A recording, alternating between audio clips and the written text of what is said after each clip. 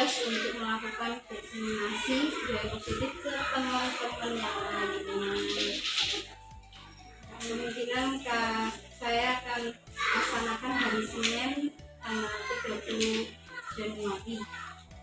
Mohon silakan. Akan disampaikan nanti sama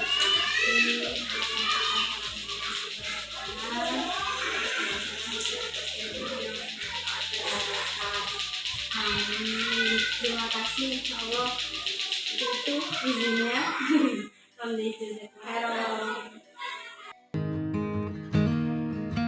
Warahmatullahi wabarakatuh.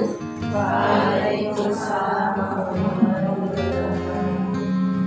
Yang kami hormati Ibu Kepala Sekolah, Ibu Dewi Marastina SPD MPSI, dan yang kami hormati Ibu Pemateri, Ibu Arini Nursanti, dan kepada seluruh hadirin yang sudah menyempatkan pada siang hari ini. Tak lupa puji syukur kita panjatkan kehadirat Allah Subhanahu wa Ta'ala, karena atas rahmatnya kita bisa berkumpul di sini dengan keadaan sehat walafiat. Hadirin yang saya hormati, izinkanlah saya yang memandu acara pada siang hari ini untuk membacakan susunan acara, yaitu 1. Pembukaan oleh saya, yang kedua sambutan Kepala Sekolah oleh Ibu Dewi Marastina SPD MPSI, yang ketiga penyampaian materi oleh CGP, dan yang terakhir penutup. Acara pertama yaitu pembukaan. Marilah kita bersama-sama membuka acara ini dengan bacaan basmalah. Bismillahirrahmanirrahim. Kita lanjut acara yang kedua, yaitu sambutan oleh Kepala Sekolah. Kepada beliau kami persilakan.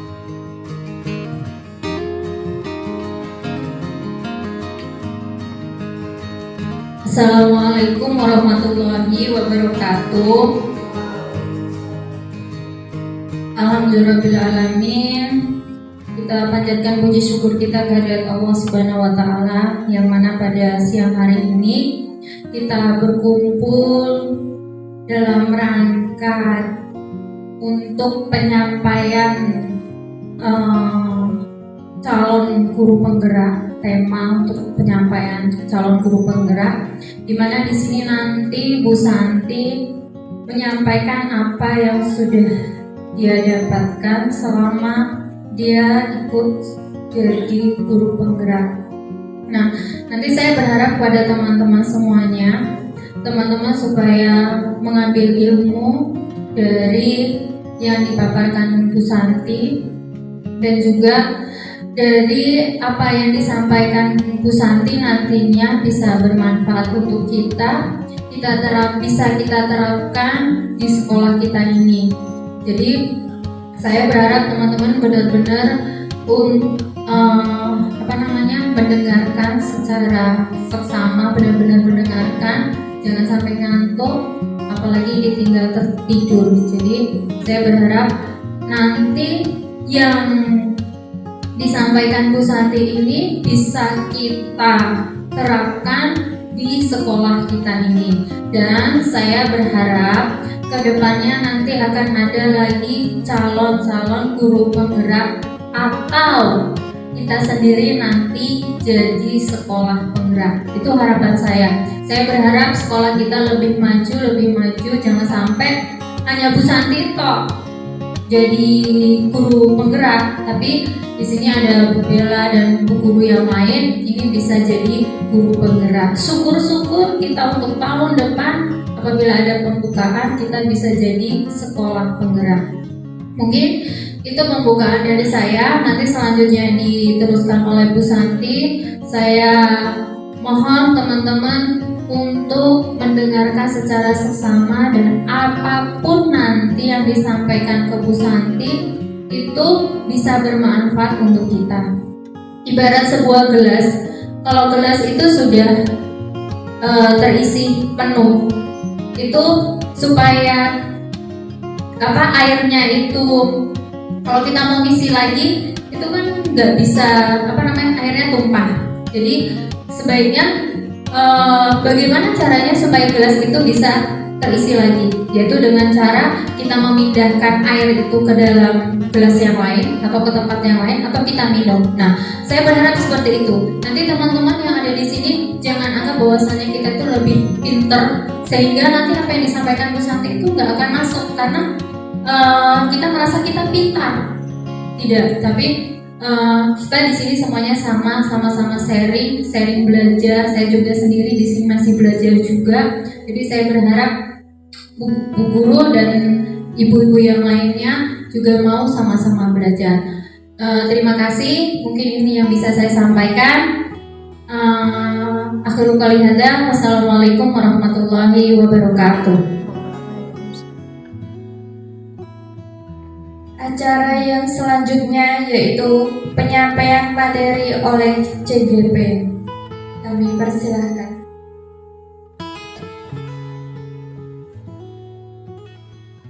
Assalamualaikum warahmatullahi wabarakatuh.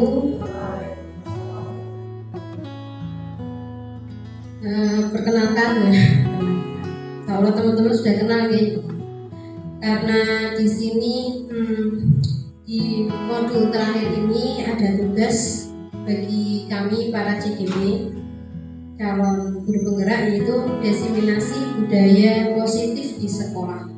Jadi di sini diseminasi adalah suatu kegiatan yang ditujukan kepada kelompok atau target individu agar mereka memperoleh informasi.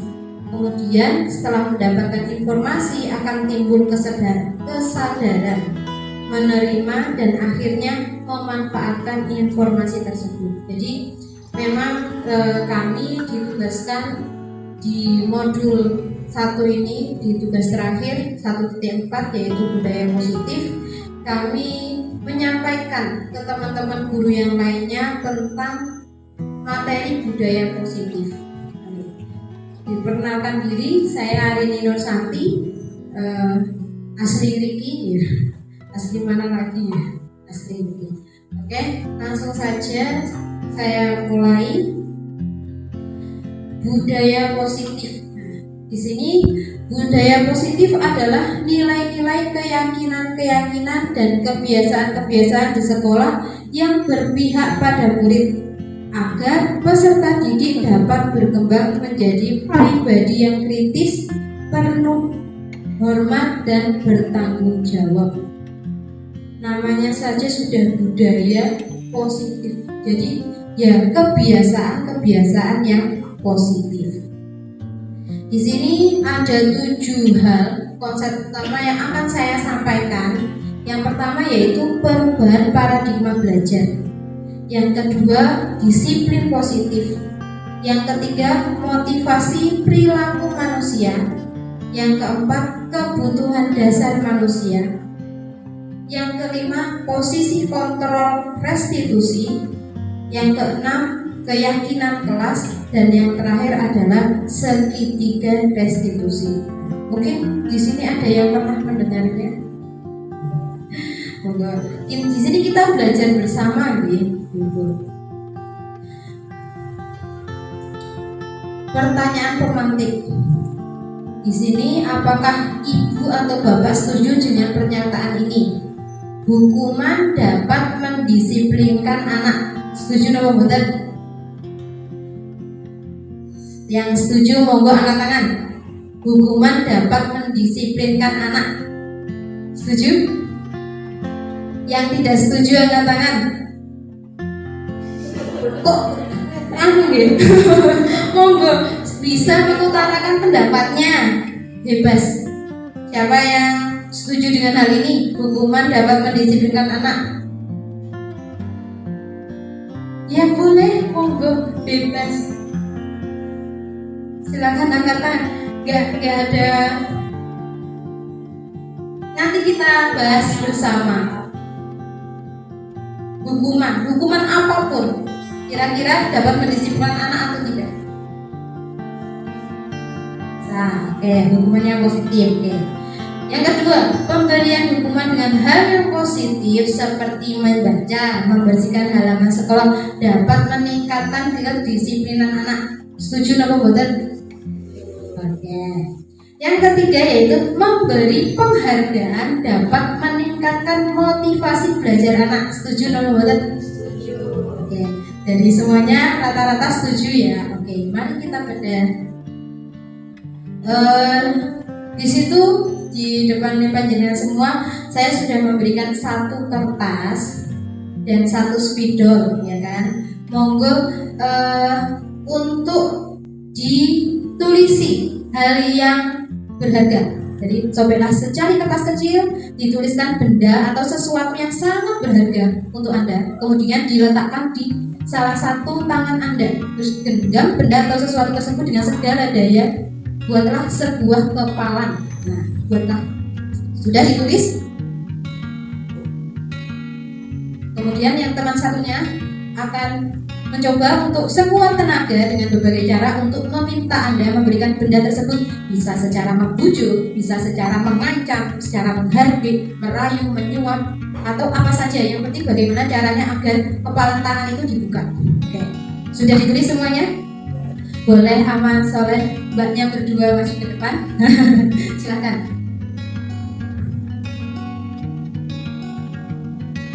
Mbak, satunya Mbak Belinda, satunya Mbak Eva. Oke, Mbak Belinda yang punya kertas ya, yang jadi A, punya kertas sekuat tenaga. Terus Mbak Eva yang akan mencoba untuk sekuat tenaga membuka kepala tangannya Mbak Belinda. Oke, boleh secara menghardik, boleh secara lembut, boleh secara mengancam, boleh terserah. Pokoknya gimana caranya agar Mbak Belinda membuka kepalanya, itu ya.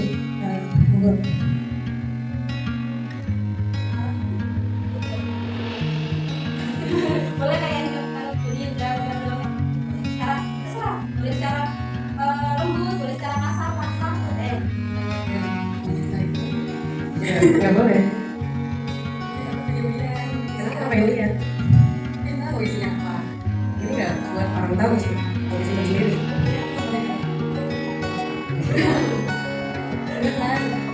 Kalian ya? Enggak, boleh.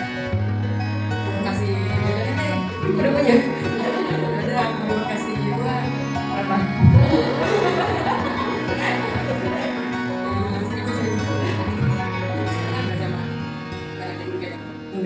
Enggak ternilai masalahnya barangnya. Jadi aku kasih doa biar lulus. Doanya diterima tapi barangnya nggak dikasih ya. Barangnya kita barteran. Barteran sama apa? Oh, punya Mas. Mas siapa? Pakai di rumah.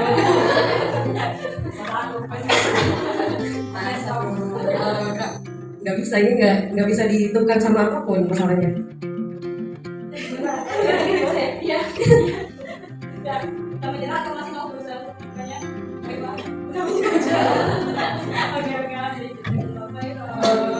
Oke, mungkin dari guru yang lain ya, atau Bu Moya dan Bu Dela bisa maju ke depan ya. Bu Moya dan Bu Dela.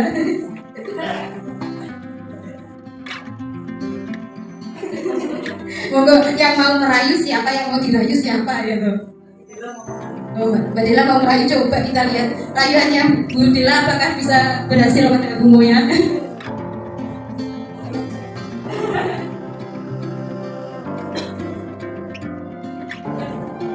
Bisa. Aku juga lihat aja, dia yang layu, dia yang layu, dia yang. Ya udah, oke. Nanti bela. Bela. Kita lihat ya kejagoan Bella dalam merayu. Oh ya. Siapa? Jadi ya dia. Apa sih itu? Ini tangan Bukan yang di dalam. di dalam. Keringat. Masa sih aku gak keringetan coba? Masa? Iya. Iya. Dua-duanya dong tangan. Satu aja. Gak mau, itu apa sih? Ini. Ibu Bella apaan sih? Gak gede loh. Gak apa-apa. Aku bukannya pelit, aku hanya mempertahankan. Seperti apa? Apanya? Pertahankannya ya seperti itu. sedikit aja, nggak usah sampai gini, nggak usah sedikit aja. Sedikit aja. Sedikit aja ya. Mau lihat? Mau lihat ya? Iya. Pelit Coba. Kok pintar ya? Gimana sih? Kita lihat aja ya. Nggak mau. Tapi gue lagi jadi gini. Terus kalau mau ngasih, ya udah nyerah aja. Gue nyerah. Ya. Semangat tuh. Jangan gampang menyerah. Boleh tahu nggak itu isinya apa? Ini isinya sesuatu yang sangat berharga. Seperti apa itu contohnya? Coba pikirin deh. Suami. Ih, masa suami digenggam? Panas sama panas. Ih, dulu sih. Ini loh gila. Aku kan nggak punya. Ya udah, bikin biar punya. Apa itu? Ih, nyerah. Gimana? Sambil Sudah? semuanya pelit. Alhamdulillah. Oke, atas penampilannya itu Bu Bella dan Bu Moya disyukuri alam ijazah. Kumulauh khairan. Wah, ternyata baik Bu Moya ataupun Bu Belinda sama-sama kuat mempertahankannya ya. Padahal Bu Bella dan Bu Eva sudah mencoba ya kan sekuat tenaga untuk membuka genggaman tangan tersebut ya toh. Dari hal ini apa ya yang terjadi? Dari hal ini itu sebenarnya adalah tentang perubahan paradigma teori kontrol atau teori pilihan. Ya, dari hal ini sebenarnya yang bisa mengontrol diri kita adalah atau murid. Di sini adalah murid itu ya hanya murid sendiri. Walaupun kok kita sudah merayunya, entah itu merayu dengan lembut, entah itu merayu dengan kasar atau dengan hukuman, sebenarnya yang akan merubah dirinya ya murid itu sendiri. Nah, jadi di sini ada beberapa ilusi. Contoh, ilusi guru mengontrol murid itu adalah hal yang ilusi. Kenapa hal yang ilusi? Karena sejatinya murid itu berubah ya karena dirinya sendiri. Adapun guru itu hanya memberi bimbingan, kayak gitu, mengarahkan. Tapi yang bisa merubah dirinya ya murid itu sendiri, seperti itu. Contohnya kayak tadi sudah udah dirayu, udah dikasih iming-iming apa tadi ganti emas 1 kilo gitu. Kalau beneran kayaknya mau ya. Tapi berhubung bohongan gak mau ya Pak ya. Jadi kayak gitu tuh karena apa? Dirinya kuat, nggak mau. Walaupun ada paksaan, embel-embel dapat diganti dengan sesuatu yang mewah karena dirinya itu kuat, nggak mau, ya udah jadinya nggak mau, seperti itu. Yang kedua, ilusi bahwa kritik dan membuat orang merasa bersalah dapat menguatkan karakter. Mungkin dengan ada sebagian orang itu mempercayai kalau kita mengkritik orang lain atau dengan istilahnya memberi sampai ini salah, memberi kayak kasih tahu itu dengan bisa menguatkan karakter orang tersebut. Sebenarnya itu hanya ilusi. Karena ya itu tadi, itu hanya dorongan dari luar. Ada perubahan balik lagi ke orang tersebut. Yang ketiga, ilusi bahwa semua penguasaan positif efektif dan bermanfaat. Dan penguatan positif, efektif dan bermanfaat itu kayak gini kali ini. Kita banyak menerima hal yang positif, tapi kalau dirinya nggak mau berubah, ya percuma. Seperti itu. Yang keempat yaitu ilusi bahwa orang dewasa memiliki hak untuk memaksa. Contoh, kita bawa orang dewasa merayu anak kecil, atau kalau mungkin di lingkungan sekolah, di situ guru memaksa ke murid kayak gitu. Dipaksa kayak apa? Kalau muridnya nggak mau ya bakalan nggak mau. Atau mungkin di tempat kerja mungkin. Kalau seumpama kepala sekolahnya maksa harus seperti ini guru kayak gitu. Tapi kalau gurunya nggak mau, ya nggak mau. Jadi sebenarnya dari luar, dorongan dari luar itu hanya membantu saja, tapi yang merubah ya dirinya sendiri. Jadi perubahan paradigma stimulus respon teori kontrol. Jadi siapa sesungguhnya yang memiliki kontrol? Di sini kita mencoba mengubah agar orang lain berpandang diganti, kita berusaha memahami pandangan orang lain tentang dunia. Karena balik lagi, tidak semua orang itu sepemahaman sama kita, tidak sepemikiran dengan kita. Kita nggak usah nuntut orang lain sama kayak kita, tapi coba saja, oh dia punya pandangan seperti itu, ya sudah, kayak gitu. Yang kedua, perilaku buruk dilihat sebagai suatu kesalahan. Namanya hidup pasti ada salahnya, ada kejelekannya. Kalau kita mikirnya itu buruk itu kesalahan, ya udah jadinya buruk terus. Tapi coba diamati, karena apa? Semua perilaku itu memiliki tujuan. Kita pahami dulu, ya seperti itu karena kenapa ya? Tujuannya apa ya? Seperti itu. Karena apapun itu jeleknya seperti apa, pasti ada tujuannya. Cuma semua itu ada tujuannya. Yang ketiga, orang lain bisa mengontrol saya. Padahal sejatinya hanya Anda yang bisa mengontrol diri Anda. Jadi orang lain itu gak hanya ngasih pendapat, hanya ngasih masukan, tapi sejatinya yang bisa mengontrol jenengan siapa? Ya jenengan sendiri. Selanjutnya, pemaksaan ada pada saat bujukan gagal. Padahal sejatinya apa? Kolaborasi dan konsensus menciptakan pilihan-pilihan yang baru. Jadi di sini tuh dengan kita melakukan kolaborasi, terus kita melakukan kolaborasi berarti contoh kita mau kalau di sekolah contoh kita berkolaborasi dengan pihak puskesmas untuk penyuluhan kesehatan seperti itu. Adapun kayak konsensus itu kesepakatan bersama. Jadi mau sekolah ini dibuat seperti apa? Nah, kelas itu dibuat seperti apa? Monggo dibuat kesepakatan bersama seperti itu. Dari hal itu akan pasti ada pilihan-pilihan baru. Karena apa? Kita mengajak orang lain untuk berpikir bersama. Jadi pandangan kita itu nggak kok cuma tentang pemikiran kita kok, tapi juga ada pemasukan-pemasukan dari pandangan orang lain. Yang terakhir yaitu model berpikir menang kalah. Padahal sejatinya di hidup ini semua itu menang-menang.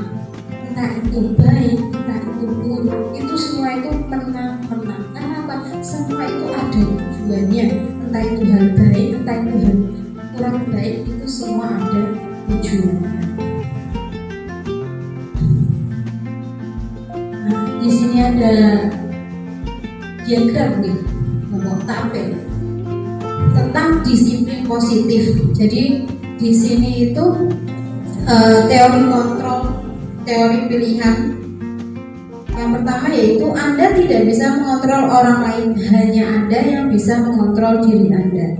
Di sini makna disiplin itu belajar kontrol diri dengan menggali potensi kita agar tercapai tujuan mulia, yaitu sesuatu menjadi seorang yang kita inginkan berdasarkan nilai-nilai yang dihargai. Yang kedua yaitu semua perilaku memiliki tujuan. Ada teori motivasi. Jadi di sini untuk menghindari hukuman, untuk mendapatkan imbalan, itu motivasi ekstrinsik. Ada juga untuk menghargai diri sendiri, yaitu dengan nilai-nilai kebijakan universal dan keyakinan kelas. Selanjutnya, model berpikir menang-menang, kolaborasi dan konsensus menciptakan pilihan-pilihan yang baru. Dari hal ini ada 5 kontrol, yaitu pertama penghukum, kedua pembuat merasa bersalah, ketiga teman, keempat pemantau, kelima manajer.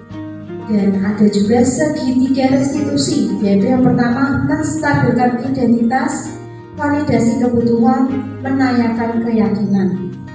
Dari hal ini semua itu ada 5 kebutuhan dasar, yaitu bertahan hidup, penguasaan, kasih sayang, rasa diterima, kesenangan, dan kebebasan. Karena memang realitasnya kebutuhan kita itu berbeda. Kita berusaha memahami pandangan orang lain tentang dunia. Setiap orang memiliki gambaran berbeda. Itu hal yang benar-benar kita patenkan ke diri kita. Di Di sini makna disiplin, kalau di kita kan disiplin itu identiknya itu kayak datang, nggak boleh terlambat kayak gitu ya. Jadi sebenarnya itu disiplin itu berasal dari bahasa Latin yang artinya itu belajar. Makna asal dari kata ini berkonotasi dengan disiplin diri. Murid-murid Sokrates dan Plato. Disiplin diri membuat orang menggali potensinya, menuju sebuah tujuan, apa yang dia hargai. Itulah yang aslinya disiplin diri. Namun dalam budaya kita, makna kata disiplin ini telah berubah menjadi sesuatu yang dilakukan seseorang pada orang lain untuk mendapatkan kepatuhan, ya toh? Intinya patuh sekarang. Kecenderungan umumnya adalah menghubungkan kata disiplin dengan ketidaknyamanan, bukan dengan apa yang kita hargai atau mencapai suatu tujuan mulia. Karena sebenarnya kedisiplinan itu adalah menghargai diri kita sendiri kok. Tidak kok kayak rasa takut, itu enggak. Contoh aja kayak sholat. Kita disiplin sholat, bukan kok karena kita itu hal yang lain, tapi yang jelas dengan adanya sholat, kita disiplin sholat, itu kita menghargai diri kita sendiri. Karena apa? Itu kewajiban kita. Disiplin positif adalah sesuatu cara menerima disiplin di lingkungan sekolah tanpa kekerasan dan ancaman yang dalam prakteknya melibatkan komunikasi tentang perilaku yang efektif antara guru dan peserta didik. Dengan menerapkan disiplin positif diharapkan dapat menumbuhkan kesadaran tentang kedisiplinan serta memberdayakan peserta didik untuk melakukan suatu tanpa ancaman, iming-iming, sogokan maupun hukuman. Jadi apa? Disiplin positif itu menyadarkan murid akan hal positif, akan hal disiplin, akan hal menghargai dirinya. Seperti itu. Di sini adalah nilai-nilai kebajikan universal. Nilai-nilai kebajikan adalah sifat-sifat positif manusia yang merupakan tujuan mulia yang ingin dicapai setiap individu. Jadi setiap individu itu pasti punya tujuannya masing-masing.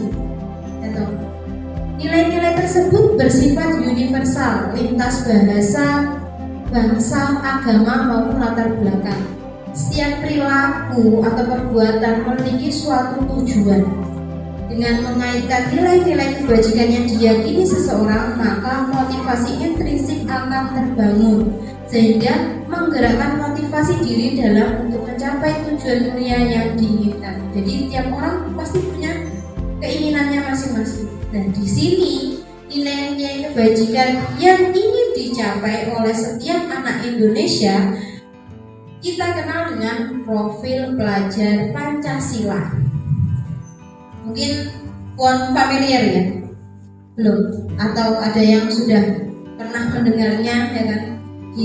Untuk kurikulum Merdeka sekarang ini tujuan kita yaitu membuat setiap anak Indonesia yang kita kenal dengan profil pelajar Pancasila. Dia memiliki jiwa profil pelajar Pancasila. Yang pertama yaitu beriman, bertakwa kepada Tuhan Yang Maha Esa dan berakhlak mulia. Jadi ya, ketika anak itu memiliki akhlak yang beragama, memiliki pribadi yang baik seperti itu. Yang kedua yaitu mandiri. Jadi dia itu memahami diri dan situasi. Jadi mandiri itu dia memahami dirinya dan situasi ini seharusnya bagaimana ya, apa yang saya butuhkan. Yang ketiga yaitu bergotong royong. Bergotong royong di sini dia itu memperoleh dan memproses informasi. Nah, di situ mereka melakukan kolaborasi. Mereka juga peduli dan berbagi. Jadi kalau anak itu memiliki sifat gotong royong, dia akan berani untuk bersama-sama dengan orang lain, dan dia juga peduli pada orang lain dan mau berbagi. Yang keempat yaitu berkebinekaan global, yang mana dia itu bisa menghargai antar budaya seperti itu. Terus yang kelima, bernalar kritis. Nah, ini yang perlu diterapkan pada anak-anak sekarang ini, bernalar kritis. Karena apa? Sekarang itu sudah zamannya teknologi, informasi serba cepat, ya kan. Dan kalau kita anak kita tidak memiliki informasi, tidak memiliki sifat bernalar kritis, maka dia kan kayak dapat informasi langsung di-share kayak gitu. Padahal kan belum tentu kebenarannya. Contoh aja kemarin apa ya, lato-lato itu yang terbaru, katanya matanya sakit karena kena lato-lato gitu. Ternyata kakaknya terus udah viral, wah lato-lato bahaya kena mata, semua orang pada share termasuk orang-orang sekitar sini ya tuh. Terus setelah berapa hari ya, 3 hari berapa hari, keluarganya bilang ini bukan karena lato-lato, ini karena memang matanya kemarin itu sakit, makanya diperban kayak gitu ya. Ya itu tujuannya kalau anak-anak kita itu punya nalar kritis, yaitu jadi ketika memperoleh informasi itu diproses, dianalisa, terus dievaluasi apa dari hal tersebut apa ya yang bisa kita ambil kayak gitu. Yang terakhir yaitu kreatif. Jadi di sini kreatif itu bisa menghasilkan gagasan yang orisinal, gitu, menghasilkan karya tindakan yang orisinal, dan memiliki kekuasaan berpikir dalam mencari alternatif. Jadi kalau kayak ini terus bagaimana ya solusinya kayak gitu. Jadi kayak anak itu bisa mencari solusi karena tidak apa ya, orang anak tuh untuk sekarang tuh kayak pemikirannya aku nggak bisa nulis. Padahal sejatinya ketika mereka itu dibentuk menjadi anak yang kreatif, pasti kayak ya gimana ya caranya biar bisa gimana ya. Kebutuhan dasar manusia, nah ini yang perlu kita ketahui, karena setiap diri orang, entah itu anak kecil, entah itu anak dewasa, entah itu orang tua, entah itu nenek-nenek, semua orang itu memiliki kebutuhan dasarnya. Kebutuhan dasar yang pertama, kebutuhan bertahan hidup. Jadi karena kebutuhan bertahan hidup ini, maka dia akan bagaimana caranya dia bisa bertahan hidup. Contohnya di sini kesehatan, rumah, makanan. Karena dengan adanya rumah, dengan adanya kesehatan, dengan adanya makanan, dia bisa bertahan hidup. Nah, tetap hidup. Yang kedua yaitu cinta dan kasih sayang, gitu. Mungkin hal ini terkesan biasa, gitu. Tapi sebenarnya contoh saja gitu di dunia anak-anak. Ketika dia itu merasa kurang kasih sayang yang didapatkan dari orang tuanya, maka dia akan cari perhatian, cari kasih sayang di luar. Kalau yang dia cari kasih sayang adalah tempat yang benar, contoh di gurunya ya, kalau anak kecil ini deh. Contoh saya keinget banget, dulu itu ada anak yang tinggalnya itu sama mbahnya. Orang tuanya itu kalau nggak salah dinas di beda pulau. Terus anaknya itu emang beda. Bedanya apa? Kayak kurang semangat atau seperti itu. Kelihatan kalau kurang mungkin kasih sayangnya. Setelah itu saya ingat betul setiap hari Bu Dewi itu selalu meluk dia. Bahkan ngasih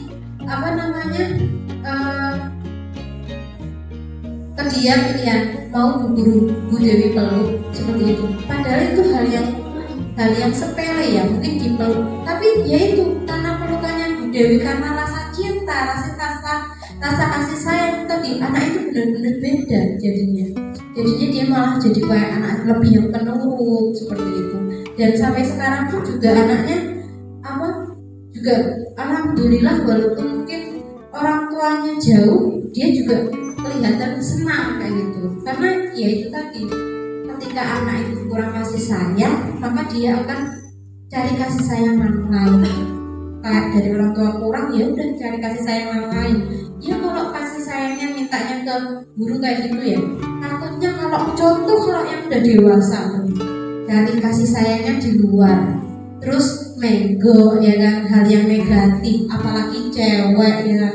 Ya itu yang kita takutkan, karena memang manusia itu punya kebutuhan dasar untuk dicintai dan disayang. Yang ketiga yaitu kebebasan, ya toh. Kebebasan. Jadi seseorang itu nggak kok selalu pengennya dikekang, jelas. Pasti orang itu punya sifat dasar pengen bebas seperti itu. Yang keempat yaitu kesenangan, ya toh. Kalau hal yang menyenangkan pasti dia senang ya, karena emang ya sesuatu yang kesenangan. Yang ketiga yaitu kekuasaan. Di sini adalah pengakuan atas kemampuannya. Jadi kayak di sini dia mampu kayak, wah lihat aku lah berkuasa di sini, seperti itu. Padahal di sini tuh disebutkan anak-anak yang memiliki kebutuhan dasar akan penguasaan yang tinggi biasanya selalu ingin menjadi pemimpin, ya toh. Mereka juga suka mengamati sebelumnya, mencoba hal baru, dan merasa kecewa bila melakukan kesalahan. Mereka juga biasanya rapi dan sistematik dan selalu ingin mencapai yang terbaik. Itu biasanya yang kekuasaan. Jadi itu pengennya jadi pemimpin aja. Nah, pasti ada murid kita yang kayak gitu ya. Kalau kita pahami, pasti ada murid kita yang pengennya, bu aku aja bu, yang memimpin doa, bu aku aja bu, yang apalagi pokoknya dia terus dan itu kebutuhan dasar dia memang ingin kekuasaan. Dan ini bukti kesenangan ya.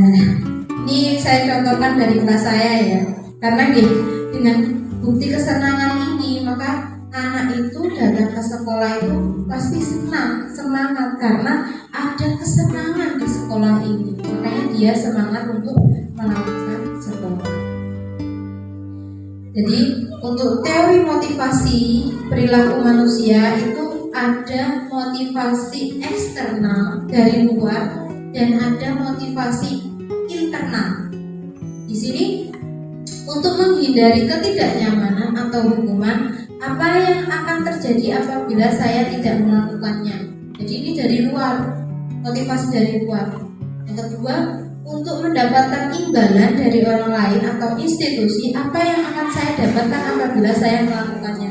Jadi ketika dia mau melakukan sesuatu, dia berpikirnya, wah aku kalau nggak mengerjakan ini aku bakal dapat hukuman, atau wah aku kalau mengerjakan ini aku akan dapat imbalan. Nah itu adalah faktor dari eksternal pendukung, ya kan, dari motivasi eksternal, dari motivasi luar. Tapi kalau motivasi internal, jadi tujuan disiplin positif itu ya ini, untuk menghargai dirinya sendiri. Saya akan menjadi orang yang seperti apa bila saya melakukan hal ini. Jadi contohnya kayak datang tepat waktu seperti itu. Nah di sini adalah apa? Dia menghargai dirinya sendiri. Wah saya datang tepat waktu bukan kok saya takut sama kepala sekolah atau saya takut dengan guru yang lain, bukan. Tapi karena apa? Saya menghargai waktu, saya menghargai dirinya sendiri, seperti itu. Merdeka. Merdeka berarti apa? Biar atau yaudah merdeka ya, merdeka bebas ya. Jadi merdeka itu menurut Ki Hajar Dewantoro adalah tidak hanya terlepas dari perintah, akan tetapi juga cakap membuat memerintah dirinya sendiri. Jadi terlepas dari perintah orang lain, tapi dirinya ini mampu memerintah dirinya sendiri. Gitu. Jadi nggak kok terus bebas terus nggak ngapa-ngapain. Apakah itu bebas, merdeka? Tidak, jelas tetap melakukan sesuatu, tapi itu balik lagi dirinya yang memotivasi dirinya sendiri. Di sini ada konsep disiplin dengan identitas gagal. Nah, mungkin ada yang bertanya, kok penghargaan termasuk gagal ya? Nah, saya benar-benar dapat materi ini itu yang terpikir di benak saya adalah kata-kata penghargaan, dihukum oleh penghargaan, dihukum oleh penghargaan. Itu benar-benar kayak, hah? Penghargaan menghukum, ya kan? Seperti itu. Mungkin kita bahas nih. Yang pertama adalah hukuman. Disiplin dengan hukuman. Yang pasti hukuman itu yang pertama menyakitkan, ya kan? Yang kedua tidak nyaman. Yang ketiga murid itu akan menjadi takut. Yang keempat memaksa. Karena apa?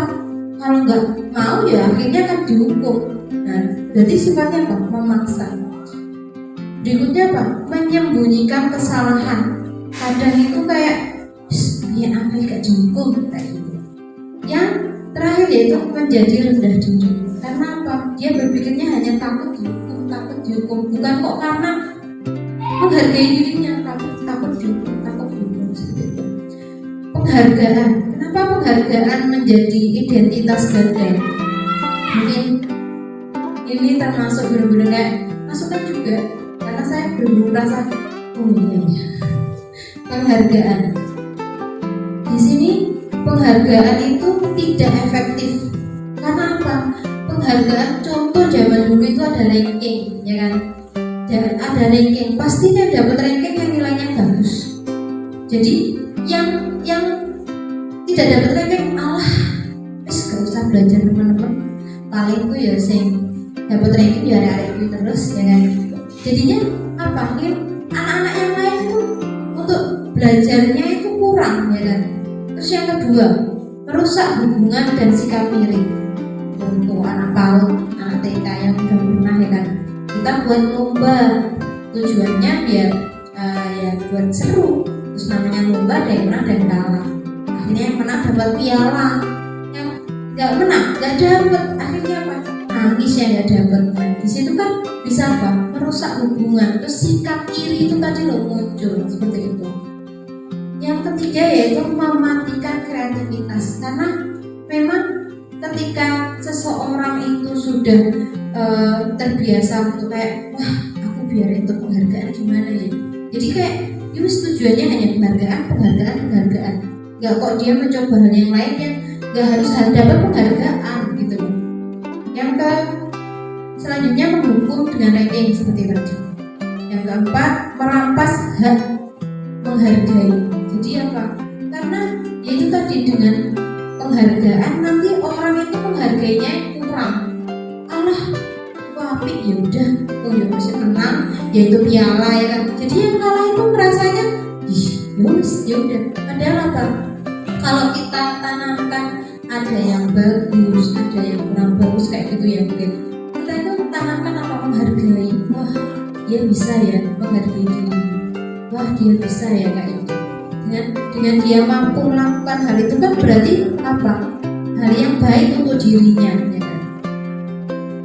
Dihukum oleh penghargaan. Wah, ini kata-kata yang sangat ya istimewa ya kan. Pengaruh jangka pendek dan jangka panjang. Penghargaan efektif jika menginginkan seorang melakukan sesuatu yang kita inginkan dalam jangka waktu pendek saja. Ya pakai contoh anak kecil. Dek kesini nanti gak kasih permen. Ya udah besok kesana gak ngasih permen, ya nggak dilakuin, ya kan? Nah itu contoh penghargaan.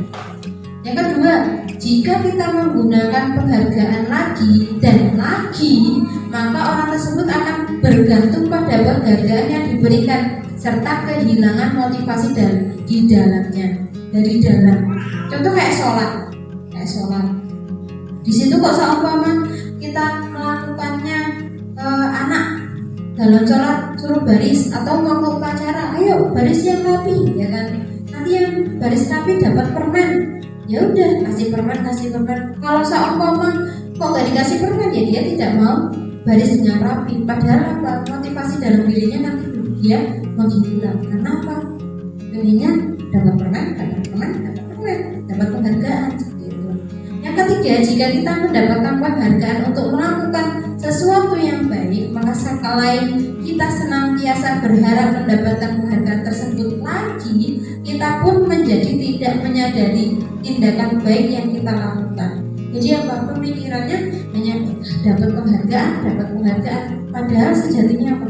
Wow, kita sudah melakukan hal yang baik loh. Itu sebenarnya harus ditanamkan, bukan kok dapat penghargaannya, tapi apa yang sudah kita lakukan itu yang lebih penting daripada penghargaan itu tadi.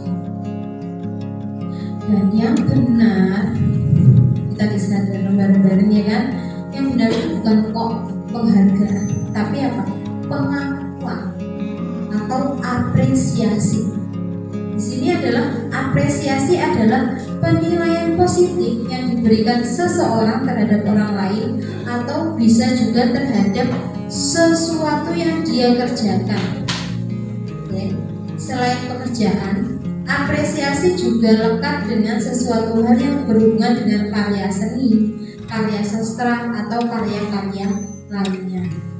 Dan ini dalam memberikan apresiasi perlu diingat, yaitu pertama, beri pengakuan secara khusus. Kedua, pengakuan secara pribadi. Ketiga, pengakuan kepada semua murid, dan itu bergantian murid. Selanjutnya, beri pengakuan secara konsisten. Yang keempat yang terakhir yaitu fokus pada prosesnya. Jadi kayak contoh, anak itu ketika mengerjakan sesuatu, kita kasih apresiasi. Wah, alhamdulillah Mas Diki berhasil menyelesaikan tugas ini. Wah, alhamdulillah TKA sudah berhasil baris dengan rapi. Wah, alhamdulillah. Jadi kita kasih itu apresiasi, pengakuan. Kalau sama-satu sepribadi, ya kita sebutkan pribadinya. Kemudian kalau seumpama semua murid contoh berhasil melakukan pekerjaan yang kita berikan, ya beri apresiasi kepada semua murid seperti itu. Jadi nggak cuma anak-anak itu aja enggak, atau cuma hasilnya enggak, tapi kita terfokus pada prosesnya, karena proses itu yang lebih penting, ya kan? Karena proses itu perlu perjuangan, ya kan? Kadang orang melihat hanya hasilnya toh. Contoh, dia berhasil, ya udah kasih apresiasi. Yang nggak berhasil, padahal yang nggak berhasil itu juga berjuang loh, juga melakukan proses kayak gitu. Tapi ya itu tadi, kita fokusnya pada prosesnya. Adapun untuk konsep disiplin dengan identitas sukses, yaitu pertama konsekuensi. Jadi pengantar jangka pendek, perlu memonitoring berkelanjutan, stimulus dan respon, murid menghormati peraturan, murid kehilangan waktu untuk merenungi kesalahan. Itu kalau kita menggunakan konsekuensi. Jadi contohnya kayak gini, kalau seumpama, dan ini kesepakatan nih, biasanya kayak gitu. Contoh, kalau di kelas TKB pernah saya berikan dulu. Jadi kalau seumpama teriak-teriak, berarti keluar dulu seperti itu. Nah, konsekuensinya seperti itu. Atau maaf, contoh makan. Maaf, kalau di dalam kelas nggak boleh makan. Kalau konsekuensinya apa? Itu kalau seumpama konsekuensinya maunya makanan dihabiskan dulu di luar. Nah, itu juga boleh. Yang kedua yaitu konsep disiplin dengan identitas sukses dengan restitusi. Nah, ini merupakan solusi terbaik, karena ini murid bertanggung jawab untuk perilakunya, fokus pada pemecahan masalah jangka panjang, murid menghormati dirinya dan orang lain, teori kontrol, dirinya memegang kontrol, jadi dirinya sendiri yang mengubah. Murid bersemangat untuk memperbaiki kesalahan. Jadi kalau di restitusi itu proses menciptakan kondisi bagi murid untuk memperbaiki kesalahan mereka, sehingga mereka bisa kembali pada kelompok mereka dengan karakter yang lebih kuat. Restitusi juga merupakan proses kolaboratif yang mengajarkan murid untuk mencari solusi untuk memecahkan masalah mereka dan membantu murid berpikir tentang orang seperti apa yang mereka inginkan. Jadi aku pengen jadi orang seperti apa dan bagaimana mereka harus memperlakukan orang lain. Jadi untuk ciri-cirinya restitusi itu bukan menebus kesalahan, tapi belajar dari kesalahan, memperbaiki hubungan, tawaran bukan paksaan, menuntun untuk melihat ke dalam dirinya, mencari kebutuhan dasar yang mendasari tindakannya. Restitusi diri adalah cara yang paling baik.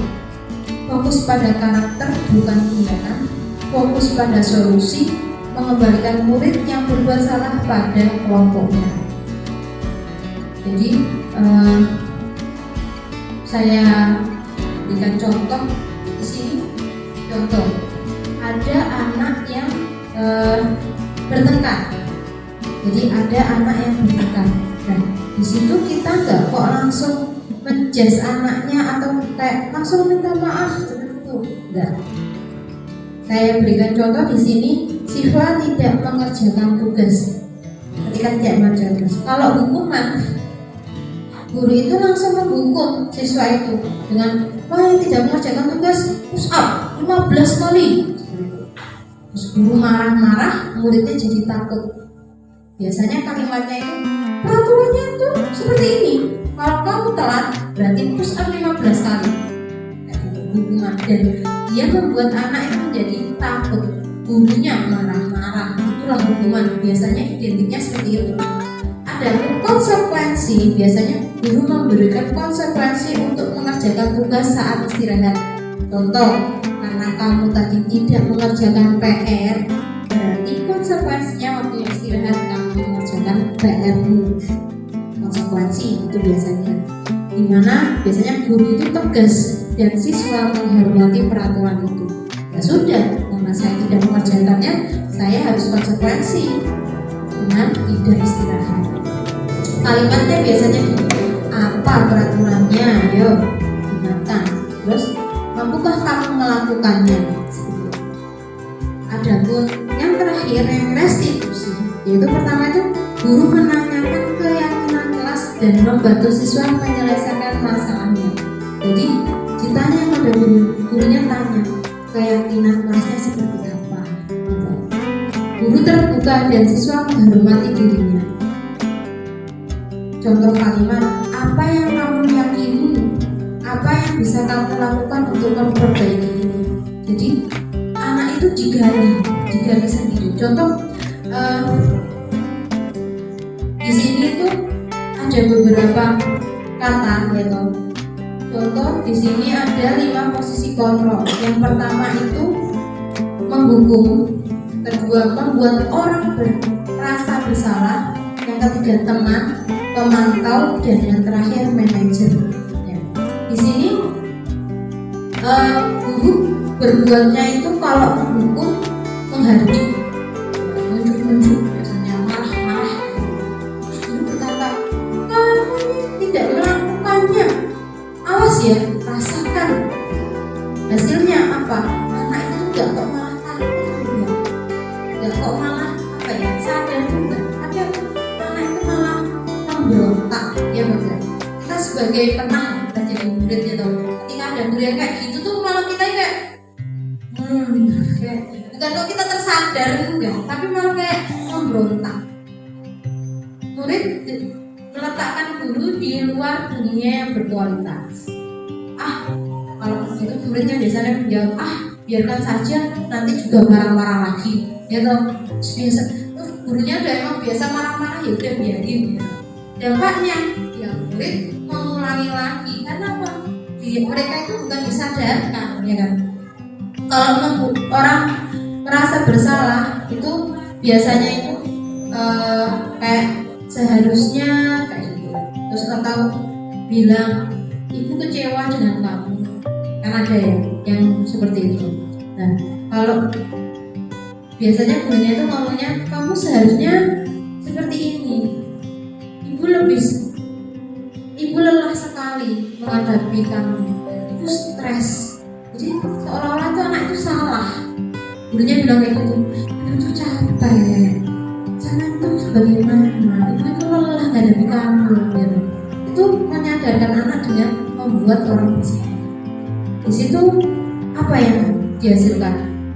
Dia kan menyembunyikan, menyangkal, berbohong. Karena apa? Ya saya merasa bersalah kan. Terus di situ muridnya kan kayak maafkan saya, dan yang terjadi adalah merasa rendah diri. Wah, guruku kecewa kayak aku. Bukan kok hal yang baik yang dimunculkan, tapi kayak rasa rendah diri. Jadinya anak merasa kayak terkucil gitu. Yang ketiga menjadi teman. Gurunya menjadi teman. Jadi kayak ya gimana berteman? Kata-katanya, ayolah lakukan demiku. Masa kamu tidak mau? Ingat, ibu sudah pernah membantu. Jadi kayak ngomong sama temannya. Di situ malah jadinya apa? Ketergantungan. Terus ketika omongan murid itu tidak berhasil, dia malah gini, saya pikir ibu teman saya, tapi ternyata sekarang saya minta bantuan nggak dibantu. Nah kayak gitu. Tapi di sini mendidik anak apa? Tidak mandiri. Kalau kemudian posisi kontrol pemantau, jadi dia itu menghitung dan mengukur, benar-benar dipantau segalanya, apa peraturannya, terus menyelesaikan diri dan diawasi. Murid meletakkan guru menjadi peraturan dan hukum di dunia kualitas. Beberapa banyak bintang yang saya harus peroleh, berapa halaman yang harus saya tulis. Terus beratan pada sanksi atau hadiah untuk diri. Sedangkan dengan manajer, ketika kita jadi guru kok memilih posisi kontrol manajer ini yang baik. Kenapa? Karena kita itu hanya mengajukan pertanyaan-pertanyaan pada mereka. Apa ya yang kita yakini? Apa ya yang bisa kamu kerjakan untuk memperbaiki masalah ini? Nah itu, dan itu mengeluarkan dirinya. Murid meletakkan dirinya sebagai individu yang positif dalam dunia berkualitas. Bagaimana cara agar saya bisa memperbaiki keadaan ini? Kemudian dia mengevaluasi bagaimana cara memperbaiki dirinya. Contoh ini kalimat-kalimatnya nih. Ketika contoh kasusnya, ketika siswa tidak memakai seragam sekolah, saya kasih contoh itu. Kalau penghukum, biasanya kalimatnya kayak gini: patuhi aturan sekolah, lalu berdiri di depan kelas. Gitu. Jadi ketika dia nggak pakai seragam, guru langsung kayak gini, gimana peraturannya? Kamu nggak pakai seragam, yaudah sana berdiri di depan kelas. Itu yang penghukum. Kalau dia membuat merasa bersalah, kalimatnya biasanya gini: berapa kali bu guru harus memberitahu kamu? Bu guru kecewa sama kamu. Kok kamu tidak memakai seragam lagi? Guru sudah kasih tahu kamu berulang kali. Guru kecewa. Kalau sama jadi teman, ayolah yang tertib, biar bu guru bangga. Kali ini kamu tidak apa-apa salah. Gitu. Kalau jadi pemantau, kamu sudah melanggar apa peraturan dan konsekuensinya. Kalau jadi pemantau. Kalau jadi posisi kontrol di manajer, apakah kamu tahu kesalahanmu? Kira-kira bagaimana ya kamu memperbaiki kesalahanmu? Jadi anak itu disadarkan dulu. Apa tuh yang kamu perbuat? Kesalahan kamu itu apa? Terus ketika dia sudah menjawab, ya bu, nggak pakai seragam sekolah. Kira-kira kenapa? Kira-kira bagaimana ya kamu memperbaiki kesalahan itu? Jadi kalau manajer itu dia kayak menggali ke anak bagaimana yang harusnya dilakukan. Keyakinan kelas adalah salah satu disiplin positif yang bisa kita terapkan dalam membangun budaya positif di sekolah. Dengan adanya keyakinan kelas, di setiap kelas diharapkan dapat mewujudkan tujuan pendidikan yang berorientasi kepada profil pelajar Pancasila.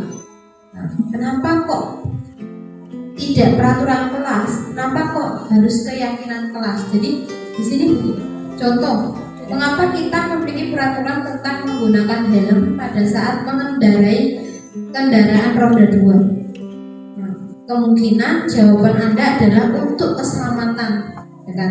Mengapa kita memiliki peraturan tentang menggunakan masker dan mencuci tangan setiap saat? Mungkin jawaban Anda adalah untuk kesehatan dan keselamatan.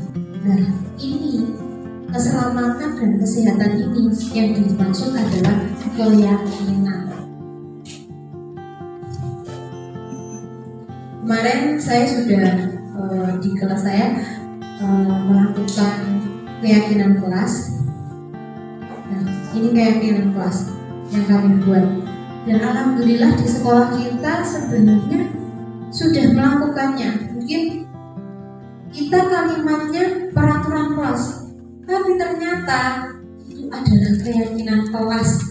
Itu yang membuat saya wow, tanpa sadar di sekolah saya itu sudah melakukan keyakinan kelas, bukan kok cuma peraturan kelas. Jadi kita memiliki keyakinan kelas pertama, sayangi guru. Di situ kita ngapain? Kemarin karena mungkin teman-teman alhamdulillah ada mbak yang magang, jadi teman-teman yang menguapkan apa yang diinginkan, terus mbak yang magang yang menuliskan. Kemudian mereka menempel. Di sini sayangi guru. Apa sayangi guru ya teman-teman? Ketika guru menjelaskan, mereka dia mendengarkan. Terus di situ keyakinan sayangi teman. Bagaimana toh menyayangi teman? Ya nggak mukul, ya apa itu? Melakukan bergantian seperti itu. Sayangi diri, ya. Sayangi diri contohnya di situ dia datang tepat waktu seperti itu. Terus antri, nah, seperti itu. Terus lanjutnya sayangi permainan. Nah, ketika habis main, mainannya dikembalikan. Nah, kemarin kegiatannya. Jadi mereka menempel sendiri apa yang mereka inginkan di kelas. Jadi untuk tahapannya itu berupa pernyataan universal dibuat dalam bentuk positif sedikit saja agar mudah diingat. Karena memang sedikit sebenarnya ya kan. Sayangi teman, sayangi guru, sayangi permainan, sayangi diri. Nah, sebenarnya sedikit, tapi apa maknanya luas. Sedikit saja agar lebih mudah diingat sesuai dengan kondisi kelas. Karena memang juga contoh karena dulu saya pernah pegang kelas yang anaknya suka teriak-teriak, akhirnya apa? Saya tambahkan itu. Terus contoh lagi anak yang suka keluar tanpa izin, saya tambahkan itu. Jadi semua itu tergantung kelasnya. Terus juga semua warga kelas membuat dan dilibatkan. Jadi kita buatnya apa? Bareng-bareng. Seperti itu.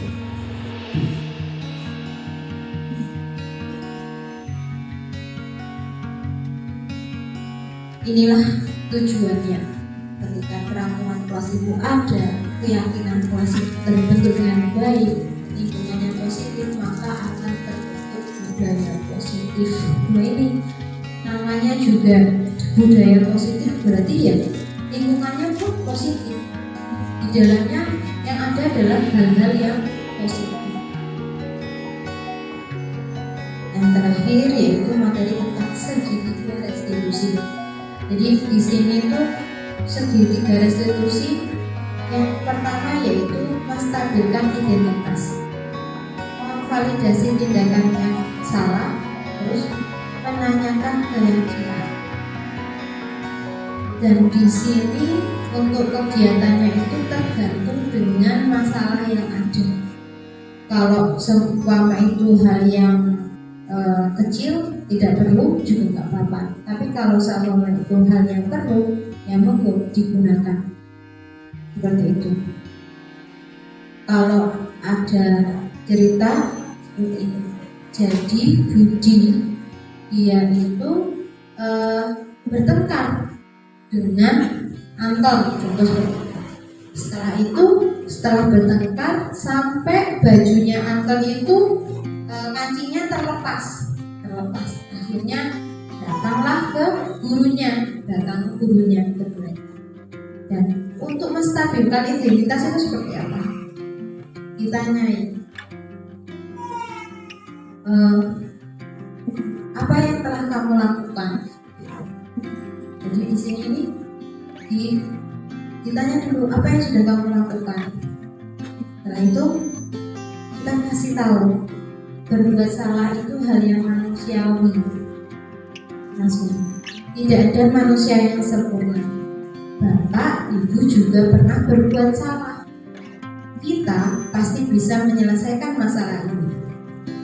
Bapak ibu tidak tertarik untuk mencari tahu siapa yang benar, siapa yang salah. Bapak ibu lebih tertarik untuk menyelesaikan masalah ini. Kalau kamu menyerahkan dirimu terus menerus, apakah kamu bersikap baik pada dirimu? Stabilkan dulu anaknya. Jadi meluap-luap, ditanyai dia kenapa, terus habis itu kita kasih tahu berbuat salah itu hal yang wajar. Kemudian validasi kebutuhan. Di sini membantu murid mengenali kebutuhan dasar yang dia inginkan, dipenuhinya ketika melakukan masalah itu. Pada dasarnya setiap tindakan manusia tujuannya adalah untuk memenuhi kebutuhan hidupnya tadi. Karena guru berkata, kamu bisa saja melakukan hal yang lebih buruk, tapi kamu tidak melakukannya. Kamu pasti punya alasan mengapa kamu melakukannya. Apa yang penting bagi kamu? Kamu boleh tetap berusaha menjaga sikap itu, tetapi tambahkan sikap yang lain yang baru. Maukah kamu belajar cara lain untuk mendapatkan yang kamu butuhkan tanpa harus memukul? Apakah kamu bisa melakukan dengan yang lebih baik besok? Jadi benar-benar membuat anak itu, oh aku butuhnya ini. Yang terakhir yaitu menanyakan keyakinan. Anak melihat kesalahannya dihubungkan dengan norma sosial dan nilai-nilai yang mendasari manusia berinteraksi dengan orang lain. Yaitu guru berkata, apa nilai yang telah kita percaya di kelas atau di sekolah kita? Nilai-nilai universal apa yang telah kita sepakati? Kelas yang ideal itu seperti apa sih? Kamu ingin menjadi anak seperti apa? Apa yang kamu rasakan ketika kamu melakukan itu? Kamu jadi orang yang seperti apa? Ini kemarin saya untuk memenuhi tugas ini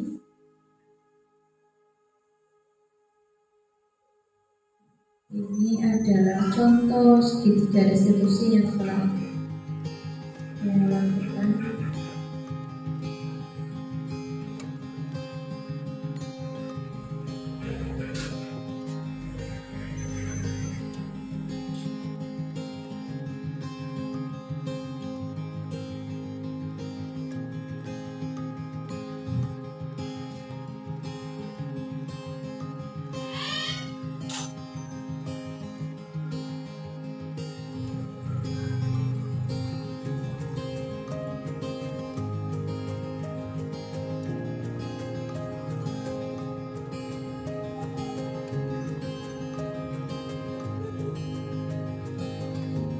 Ini ceritanya Mas Jigyo sama Mas Farhan dengan bermain bersama karena belum dijemput ya Pak. Hal yang sepele ya kan, bermain bersama. Ini adalah penerapan segitiga restitusi. Nah, setelah mamanya datang, Mas Jigyo langsung lari gitu, langsung lari.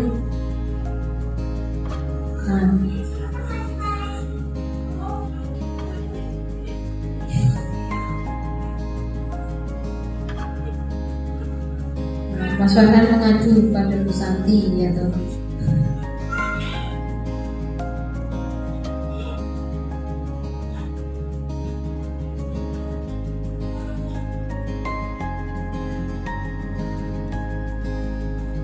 Nah, jadi ditanya dulu, enggak kok langsung menjas harus dibalikin, enggak, tapi ditanyai sama tadi melakukan apa, main, terus langsung keluar nggak dibalikin. Katanya kenapa kok seperti itu? Karena ya itu tadi, semua tindakan pasti ada tujuannya. Ketika ditanya ternyata dia sudah dijemput. Sudah kasih kesalahan.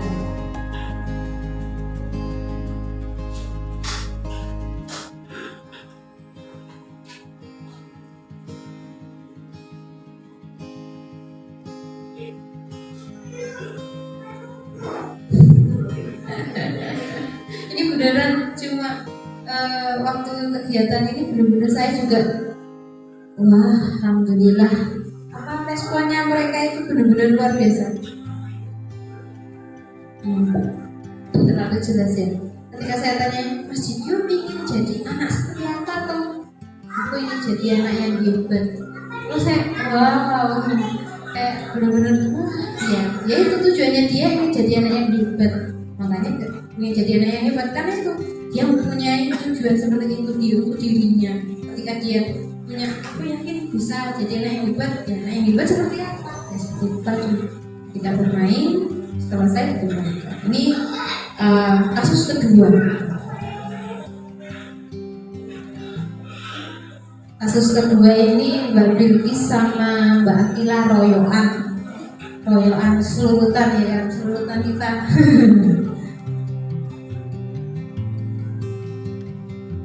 Kurang jelas ya.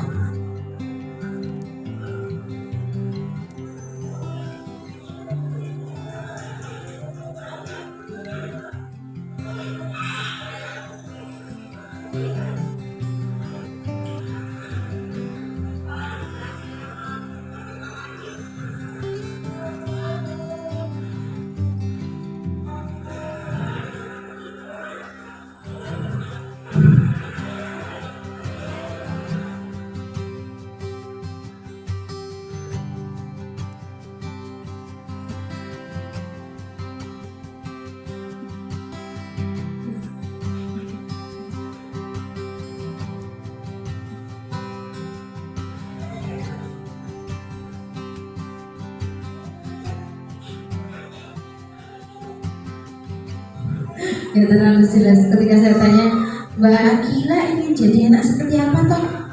Anak yang solehah. Kan istimewa. Jadi ya itu tadi.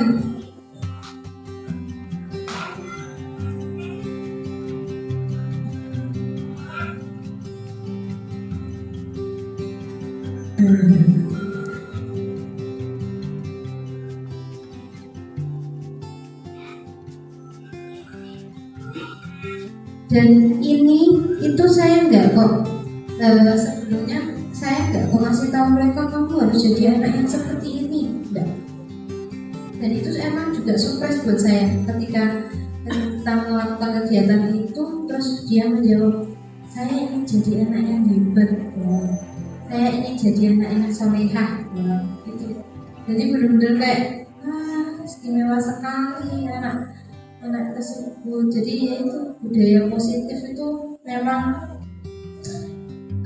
harus dilakukan, dan di sini namanya juga budaya dari hal yang remeh menjadi kebiasaan itu memang perlu dilakukan berulang-ulang dan perlu adanya kerjasama di antara warga sekolah, baik itu dari gurunya, baik itu dari muridnya, entah itu dari wali muridnya, termasuk mungkin dari bapaknya yang magang di sini sama saja.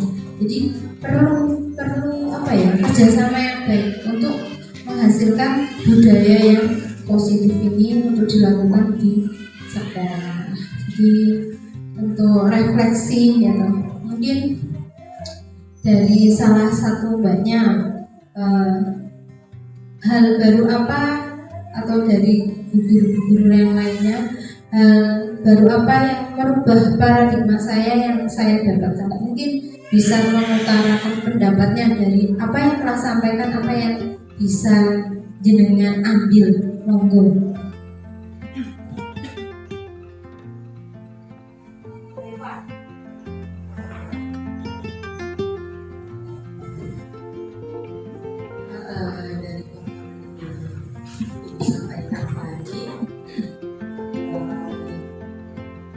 mendapatkan ilmu baru bagaimana cara mengatasi emosi anak.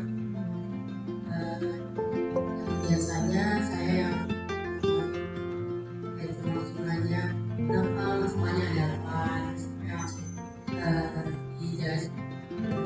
Tapi dengan paparan ini saya jadi lebih kiranya kalau anak itu harus digali dulu ya ini kenapa sebenarnya, kenapa bisa melakukan itu, tujuannya apa.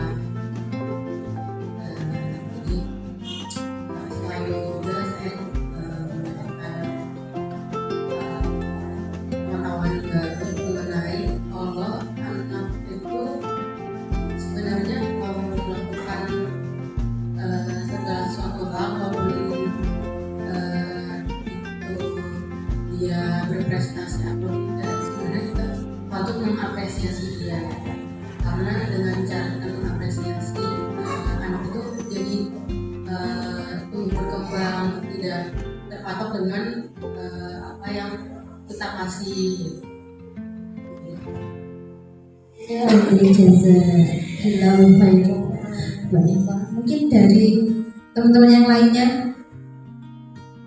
ada lagi? Ada lagi? Monggo. Ini.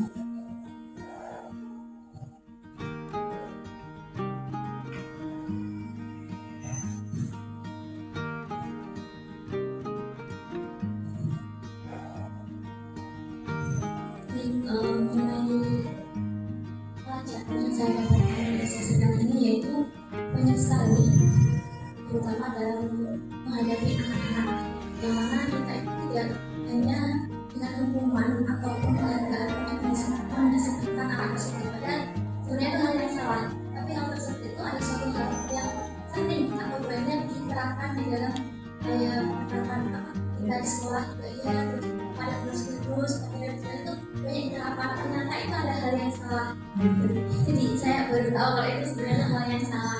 Tenang, nggak sampai saja yang baru tersadar. Saya juga baru tersadar. Setelah mendapatkan materi ini benar-benar baru tersadar. Selain itu saya juga tahu kalau sebenarnya itu ada belajar untuk menghargai diri sendiri. Kalau saya sendiri itu kadang sadar bahwa saya kurang menghargai diri saya sendiri. Jadi dari pemaparan ini mungkin saya akan lebih menghargai diri saya sendiri dan mencoba lebih bisa belajar. Yes. Mari belajar bersama. Karena memang dari awal saya mendapatkan ilmu ini dan saya pun juga berpikir belajar lagi karena itu tadi disiplin itu bukan hal yang instan ya kan, budaya positif itu bukan hal yang instan, perlu diulang dan terkadang itu untuk membuat sebuah budaya itu kita perlu orang-orang lain.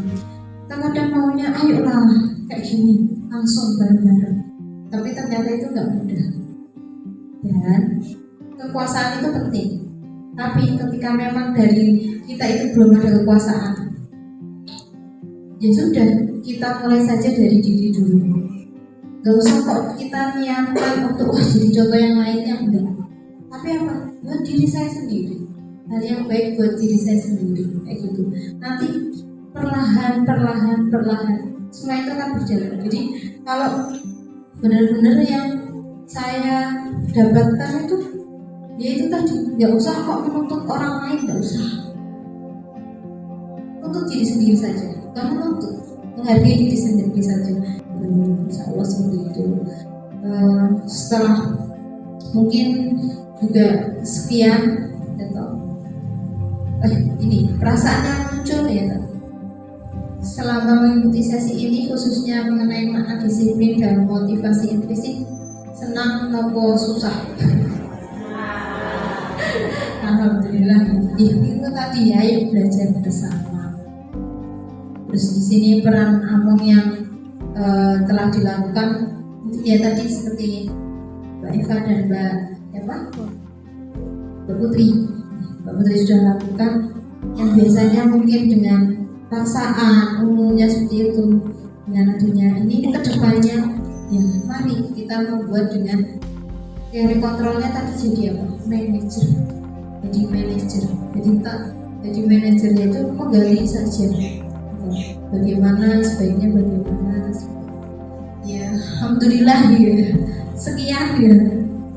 Yang ditunggu-tunggu pastinya. Sekian dan terima kasih. Insya Allah pemaparan saya tentang budaya positif seperti itu.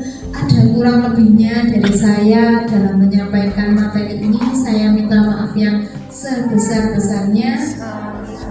Akhirul qouli hadza, wassalamualaikum warahmatullahi wabarakatuh. Waalaikumsalam warahmatullahi wabarakatuh.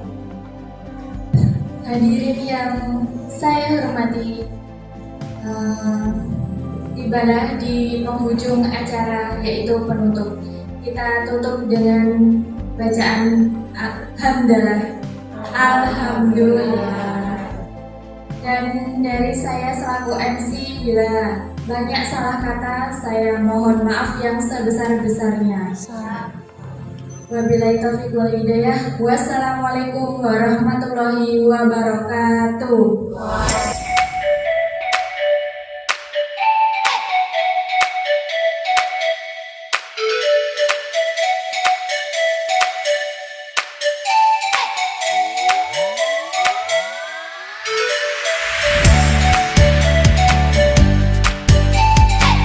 Assalamualaikum warahmatullahi wabarakatuh. Perkenalkan, nama saya Nadela Elis. Dari penjelasan yang Bu Santi paparkan, kita menyadari banyak hal yang belum kita laksanakan. Contohnya, yang pertama, membuat keyakinan kelas. Dengan adanya keyakinan kelas jadi aman dan nyaman. Yang kedua, perlunya segitiga restitusi agar anak semakin menjadi pribadi yang lebih baik lagi. Sekian, wassalamualaikum warahmatullahi wabarakatuh.